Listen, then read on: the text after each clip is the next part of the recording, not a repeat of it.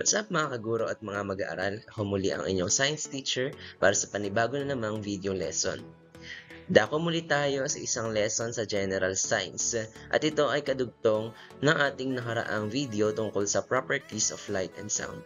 Topic na ito ay ang different innovations and technologies related to light and sound. Let's have first an activity. Let's have this word cloud. Take a look at this picture. Examine the pictures. List down all the words related to the picture to create a word cloud.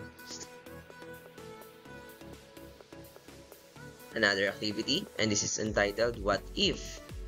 Each group will be assigned into 4 different fields, namely classroom learning, commuting or traveling, socializing or participating in group activities, and playing sports or games. Each group will list down at least 3 scenarios on what if there was no light or sound on their assigned fields. What are the importance of light and sound? Light and sound are essentially used in communication, entertainment, safety, medicine, and navigation. Ang light at sound ay hindi lang basta-basta phenomena. They are vital tools used in our daily lives, from the lights that guide us to the sounds that warn us. Understanding how they work leads to better and more efficient technologies.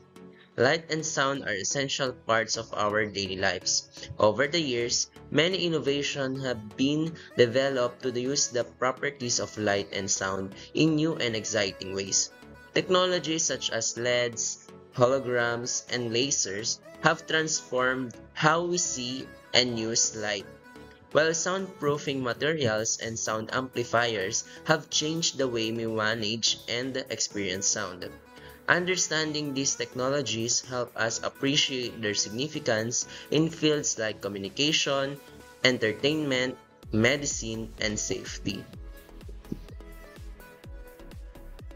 What are innovations related to light? Here are the innovations that are related to light. LEDs or light-emitting diodes, energy-efficient lighting, lasers used in medicine, industry, entertainment, holograms used for making 3D images for visuals, art, and security, and optical fibers for high-speed communication networks.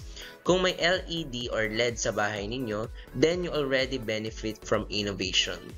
Lasers, ginagamit sa eye surgeries, katulad ng LASIK, and barcode scanners. Cool, di ba? What are the innovations related to sound?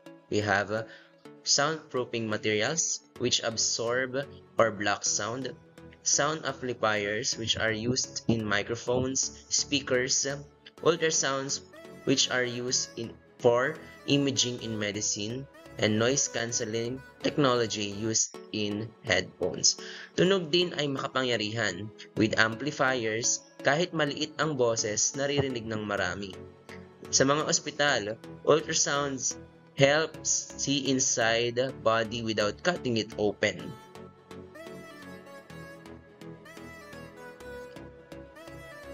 These are other real-world applications of light or sound. We have LEDs for traffic lights, flashlights, and gadgets, lasers for surgeries or metal cutting, holograms for stage visuals, security and seals, soundproofing for studios, theaters, and amplifiers for concerts, classroom, and hearing aids. Napaka-useful ng mga ito. Lahat ito ay makikita mo sa paligid, school man, sa bahay, o kalsada. Talagang pinapadali nila ang buhay natin. Let's have an activity, and this is called Light and Sound at Home and School.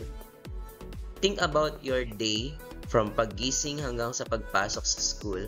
Ano-anong bagay ang ginagamitan ng light and sound? Let's list them.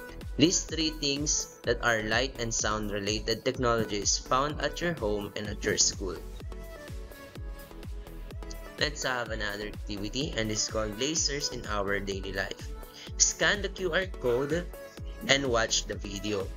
Lasers in Our Daily Life.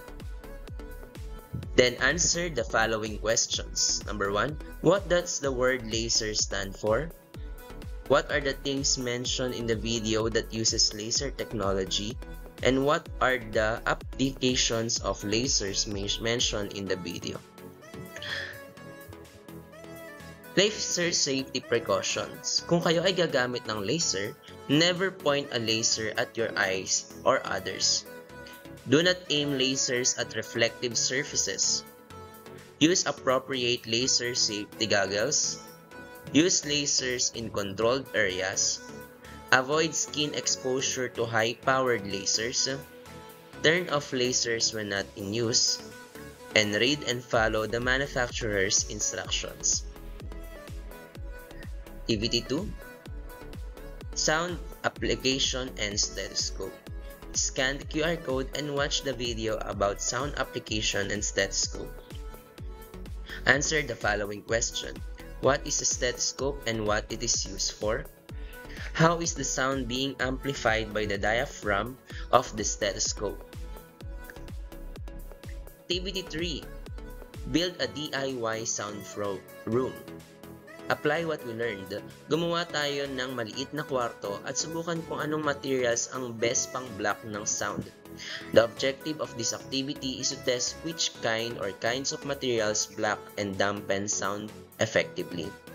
The following are the materials needed in the activity: mobile phones with installed decibel meter app, small speaker, cardboard box or shoebox, writing materials, foam, towels, bubble wrap, egg cartons, cardboard, felt paper, plastic wrap, and aluminum foil. So using the materials, build a box around a speaker or a cell phone. Use as decibel meter test the sound. Activity 4. Make your own hologram. Pwede kang gumawa ng hologram gamit lang ang plastic at cellphone. Try this experiment at home or in your class. This activity will help you to build your own hologram and create a 3D image using simple materials. The materials needed are plastic bottle, graph paper or ruler, pen or marker, scissors or craft knife, tape or glue, smartphone or tablet with a YouTube hologram video. Search for hologram pyramid video. Using the plastic sheet, you can make a projector and watch a hologram video on your phone. Activity 5. LED art. Kung mahilig ka sa arts and crafts, this is for you. Use your creativity and light it up with LED. This activity will help you to create any art showcasing light-emitting diodes or LED. And their role is in the crafts such as electronic puzzles, wearable fashion, greeting cards, lanterns, etc. The materials needed for this activity are LEDs, dry cells, and copper wires or speaker wires.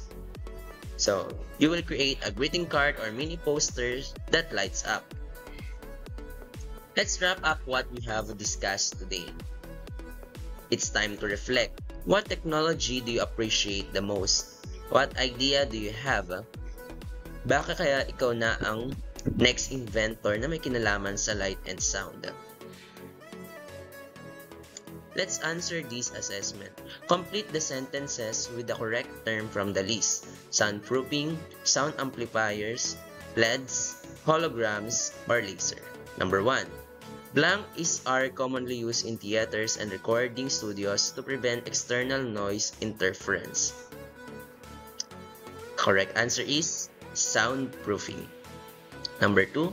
Blank are used in barcode scanners, laser pointers, and surgical instrument. Correct answer is laser.